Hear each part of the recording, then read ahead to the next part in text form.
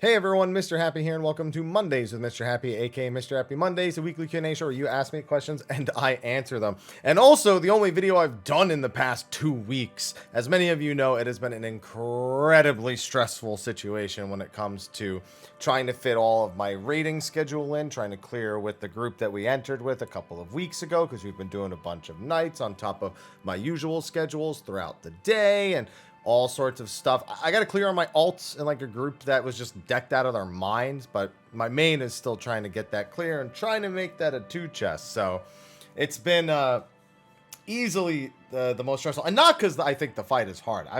The fight bores the shit out of me at this point. I just want it done. I just want to get it done at this point and not have to commit so many nights, because that's what's preventing me from putting out a lot of videos. You know, I've really never had time to even start on the guides. I haven't gotten to do a thoughts video, Island Sanctuary. Just no way. I haven't had time. So I'm really hoping that that can come to some normalcy this week. Really hoping for it, because I'm not going to lie, not producing YouTube videos is making me severely depressed. That's a little bit extreme. Otherwise, I've been having a good time. But it upsets the creative juices within me to only be live streaming so much. Because I need to fit all these things into my schedule. So that is currently where I'm at mentally, but we still have a weekly Q&A, even if it is like 9:15 in the evening right now, because it's just wrapped up another raid day and may have another one tomorrow before maintenance. I don't know, or today by the time you guys see this. So that's where I'm at mentally. I think most of you can understand that it's been an incredibly stressful situation between... I might even need to tell the story. Maybe I don't have to take any questions about this, but our raid group has like a dark cloud over us. So week 1, we lost days to a family emergency. Nothing you can do about that. We lost most of our raid hours to scheduling conflicts throughout the weekend. Then Tuesday, California's power grid failed in a bunch of locations, and one of our raid members couldn't log in for 5 hours. Then Thursday, our healer found out he had COVID. Then I forgot I had a wedding on Saturday, although they just grabbed somebody else for that, and they made some progress, so that was fine. But it's like this never-ending dark cloud that just doesn't let me have fun, or any of us have fun. It just doesn't want us to play and have fun. I don't know why. If I get any questions about how that's been going, I might just skip over that, because I think I've vented to you enough here at the start of the video. But with that, we got some questions to answer. I'm going to do it proper this week, even though I'm exhausted and I don't want to. Ivy, come here. Be in the video. Come on. There you are. Yeah, there's food right there. And Ivy says hello as well. Before we get going, thank you to our sponsors. Of course, those of you on Patreon, you don't have to support, but I appreciate that you do. It's not like you get anything fancy out of it anyway. And also, thank you to our sponsors, SteelSeries and Advanced GG. I actually had a couple of those today because I ended up not having time to go get coffee. So those were a lifesaver. Instead of going with my usual hydration, I went with the energy formula. Not the focus formula. I went with the energy formula today. Anyway, with that, let's get into the Q&A. Now, while I am going to do it this way, I might not take as many questions. I apologize if I decide I can't get through all of them, because again, it's way later than I would normally be doing this. Hashtag Mr. Happy Mondays was, Mr. Happy. Had a Stone Sky Sea question for you. Cool. I was finally able to beat the dummy for the 8th Circle Savage and told my FF member, so I mean FC member. They raid and told me the dummy is a good way to see if you are good at raiding, because the dummy doesn't take into account movement and buffs and stuff. Well, I mean, it's just not that it doesn't take those things into account, but it doesn't take into account buff stacking. Like, obviously you have your own buffs, but when you're alone, they're obviously not as effective. They said the only way to see if you're good is just jump in and see how well you do with parsing. No. Anyone who immediately jumps to parsing as your gauge of whether or not you're a good raider is inherently a bad raider. And I'm going to tell you why. Because the majority of the times I've raided with parse heads in actual prog, they are the worst fucking prog players. Now, not always. Some people are balanced. Some people can separate in their brain parse brain and prog brain. And some people are absolutely incapable of it. And they are aggravating as all hell to raid with. Now, on the other hand, I do agree with the majority of their statements. The dummy is not a good way of testing if you are good at raiding.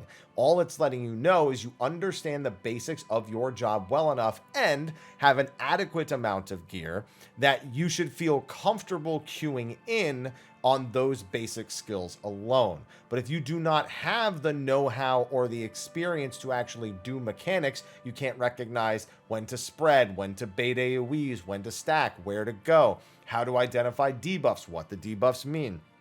All of those are skills that come with raiding that a dummy will never tell you. But those aren't too pertinent to parsing.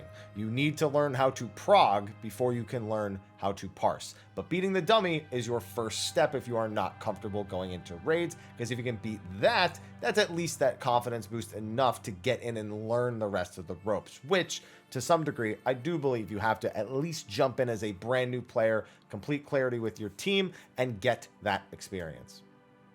Hashtag Mr. Happy Mondays. Hello. Hi. Question regarding soloable content in 14. My friends and I were looking at P1 through 4S and trying to figure out if you've ever been able to solo that. It seems as though all of them are impossible, with the possible exception of P1S when we're geared enough to survive both hits of etheric chains.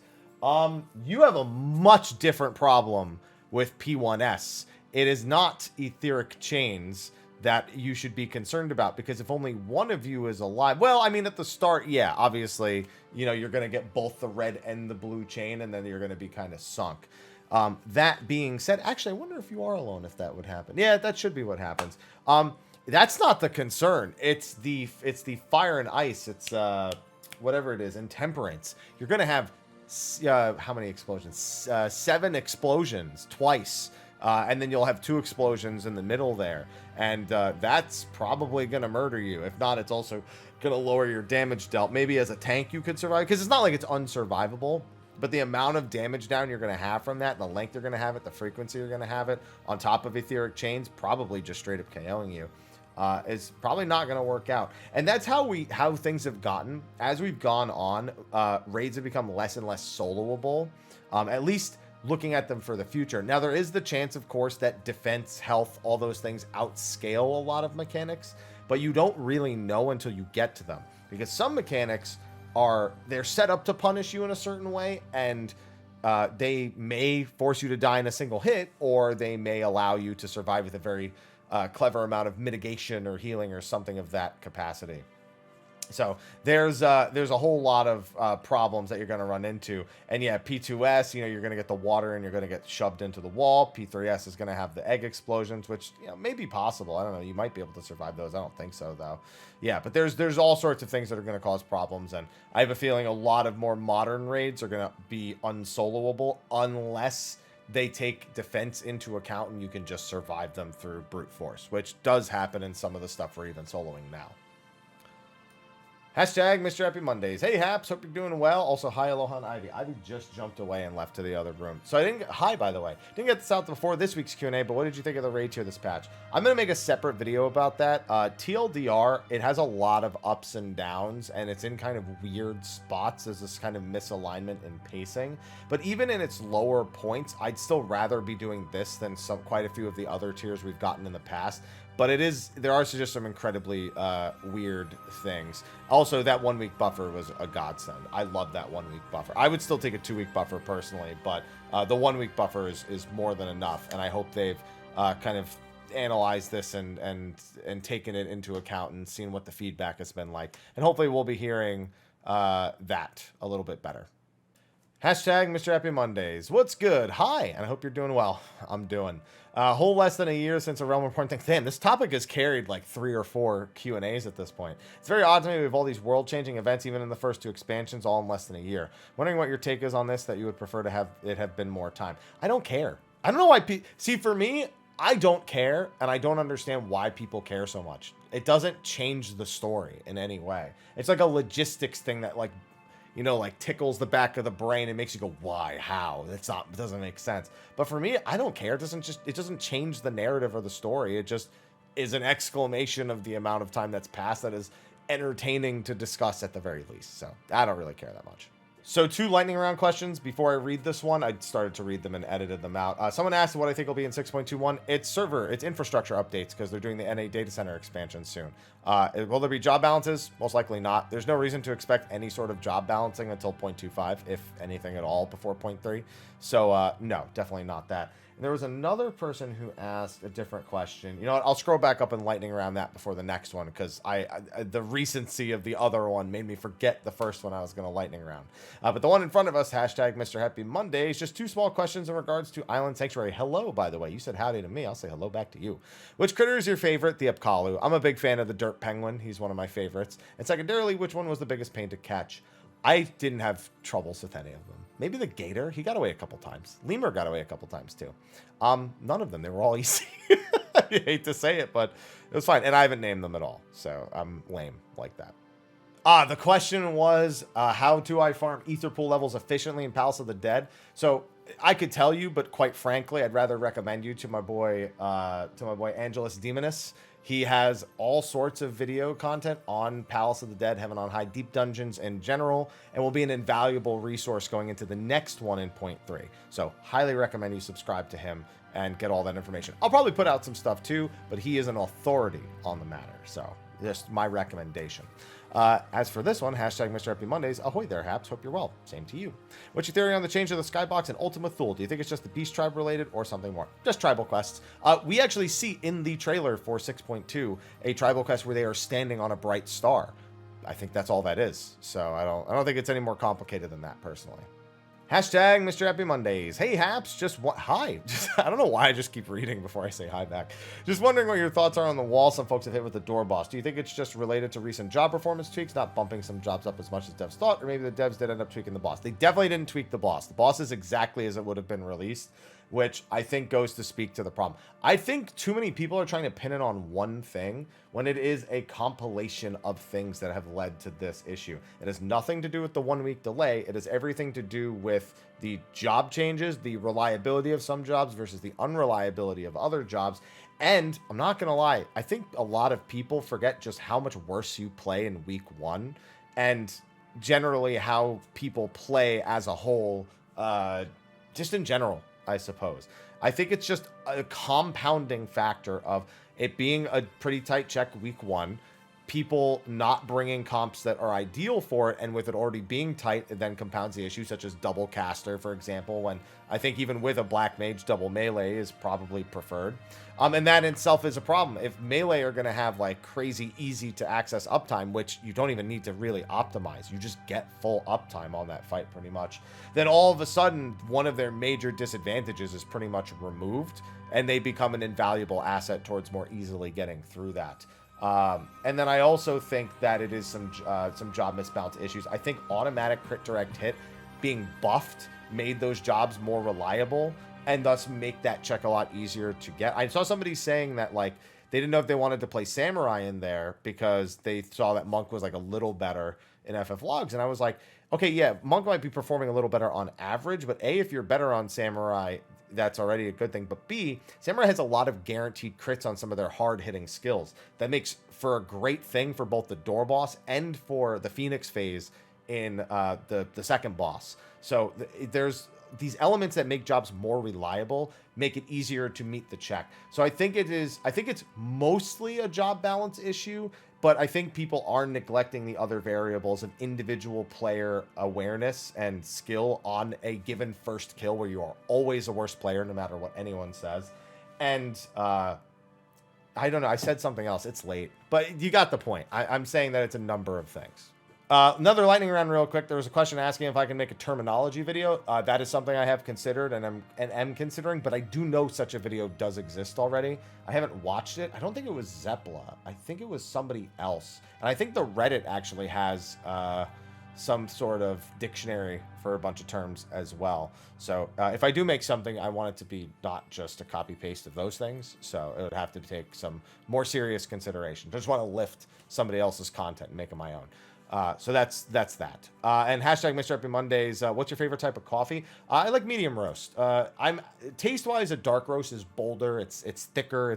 It's usually got more notes to it, but it also is it has less caffeine. A lot of people don't know that, but dark roast coffee is actually weaker in the caffeine department because some of the caffeine is roasted out of the beans before it is dispersed when you actually add the hot water to it and actually begin to extract the caffeine. Whereas the lighter roast is higher on caffeine. Medium roast somewhere in the middle, and so it's very balanced. It's got just the right amount of caffeine for me, which as a caffeine addict I kind of need to make sure I get enough of, and it also has a little bit of a bolder taste. Now as for any particular region, I'm trying to think. I think I had one that was from Peru that was really good. That was a while back. I like high elevation. I find that the flavor notes are a little bit more intense, and I actually like the more bitter, intense notes that you get from coffee beans sometimes. So for me, that's I don't know if it was Peru, but I've had those before, and I seem to remember them, so I'm just going to think that it is.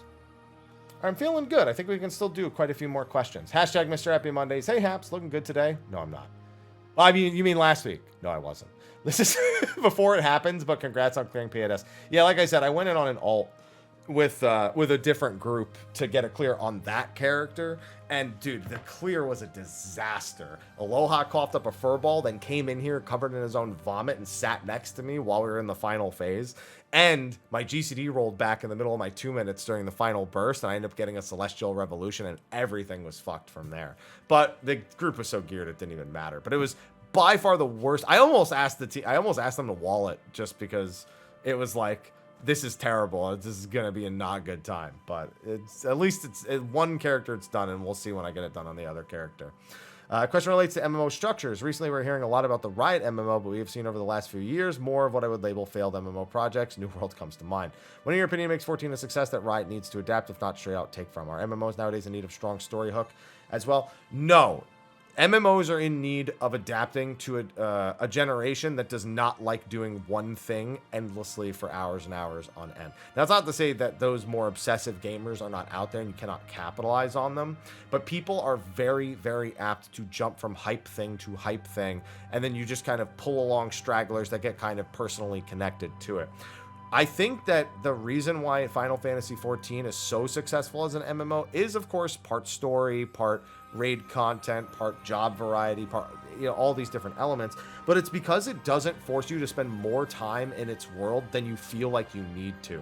When you put the game down because you don't want to play it anymore, there's a good chance that you put it down not out of malice or malcontent or any sort of like negative emotion. You put it down because you wanted to go play something else. But that means that you probably are going to come back to it and play it at a later time. So there's this larger and larger growing carousel of Final Fantasy XIV players that play it for a bit, stop, play it for a bit, stop. And they all start doing this at approximately the same times, but some people come in and out at different times. And it keeps their subscriber base strong because the more people who carousel, the more people who kind of, they become attached, they log in more often, they keep their monthly sub. And some people who carousel don't even cancel their sub anyway. So you're just kind of capitalizing on that as well. I think that it's just designed in such a way that there are gates that keep longtime players having something to do week to week.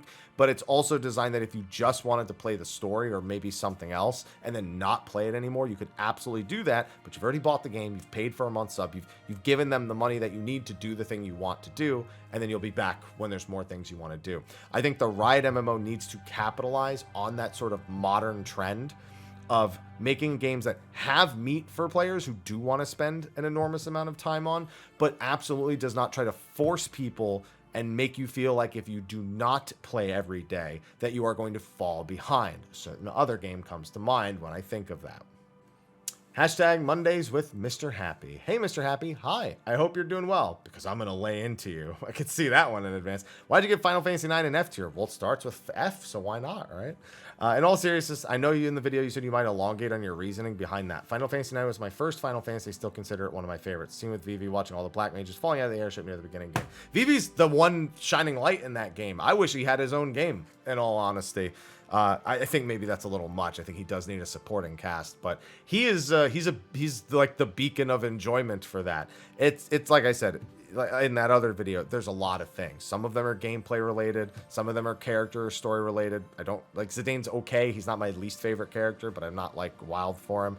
I don't really care about Garnet. I don't care about Quina. I don't care about Amarant. I try to care about Freya, but then the game stops giving a shit about her after the first disc is done and her route is over.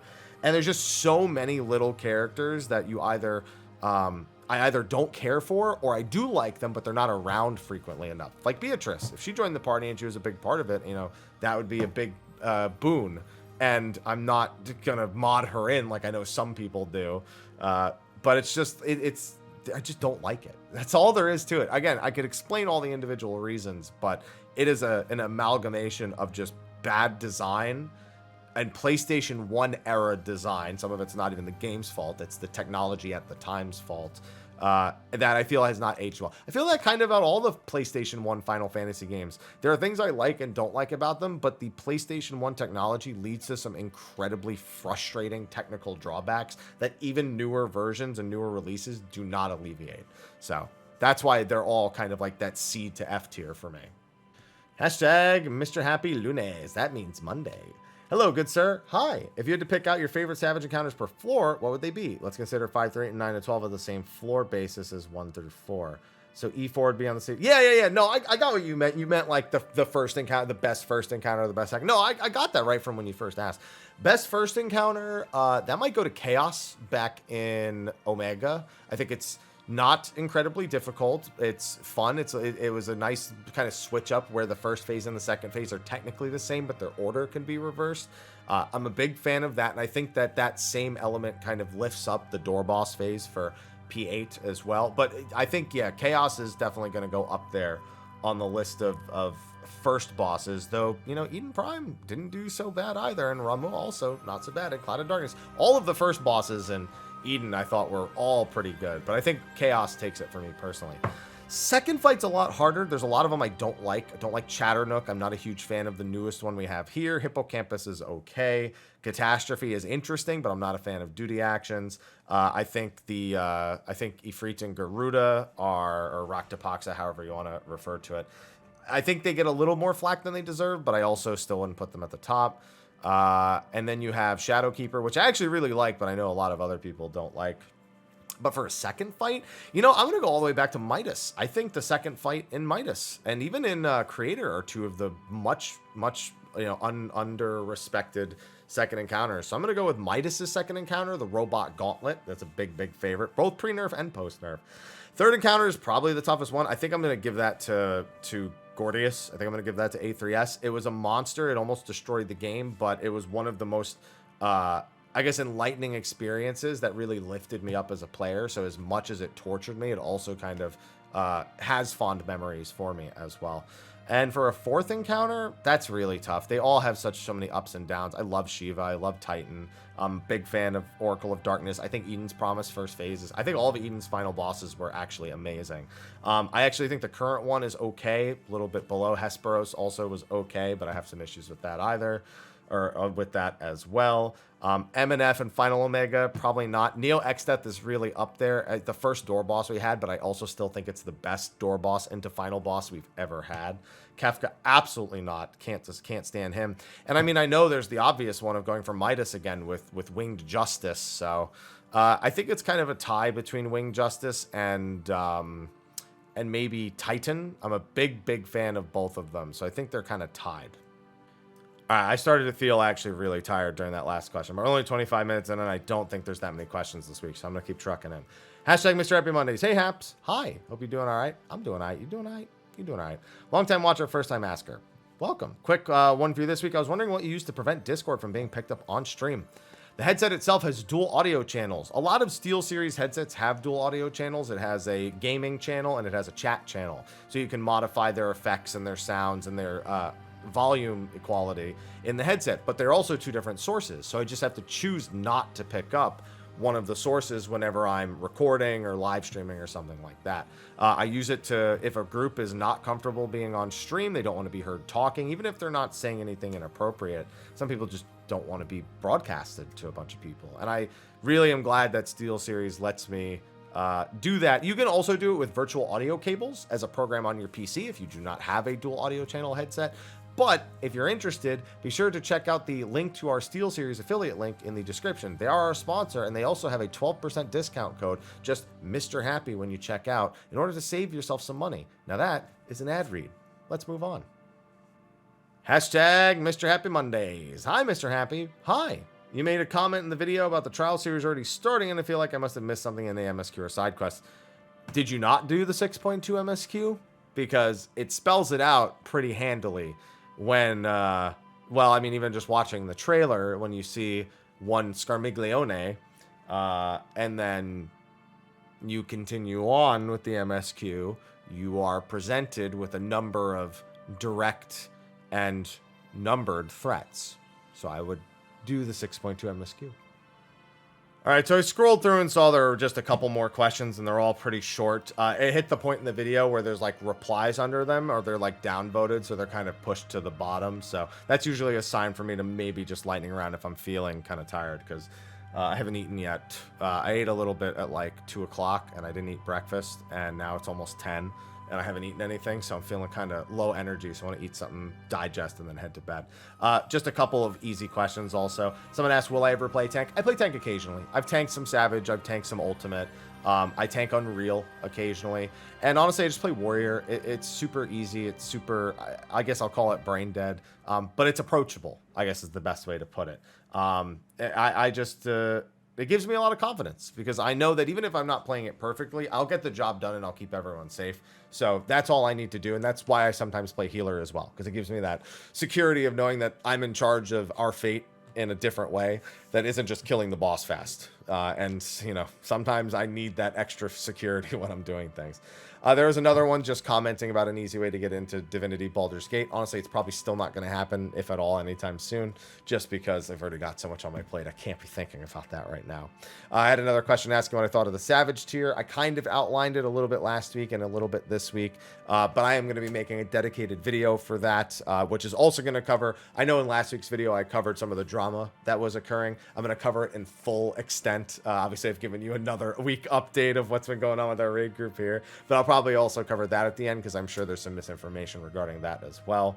Then there was somebody asking about getting into Monk and more serious content. Honestly, stop thinking about it. Just work on practicing and getting used to things. You're going to be overwhelmed by anything if you're not putting practice in. It's like trying to play Black Mage after never ever playing it and being warned by people nonstop how punishing it can be if you don't know how to use your movement tools. It's the same. You just have to build muscle memory, practice, and get comfortable. Otherwise, this is going to be a problem with you on pretty much any job, not just Monk.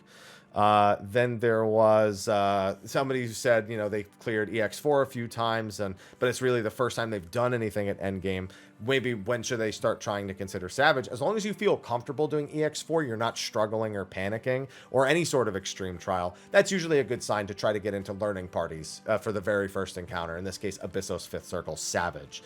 That's a good sign because it means you're comfortable, you've learned, and you've improved. And if you can do that in one piece of content, you can do that in any piece of content. You might run into some hardships. You know, sometimes people can make things a little tougher than they need to be, but what are you going to do? Right, that's life, as far as I'm concerned. They had someone ask, when does Tome Gear become dyeable? When does Tome Gear become dyeable? Is it not dyeable when you upgrade it? I'm pretty sure when you upgrade Tome Gear, it becomes dyeable. And I think some of them, it's even true before you upgrade it. But I'd have to... Am I logged in, actually, right now? I think I am, because I got Tome Gear right now.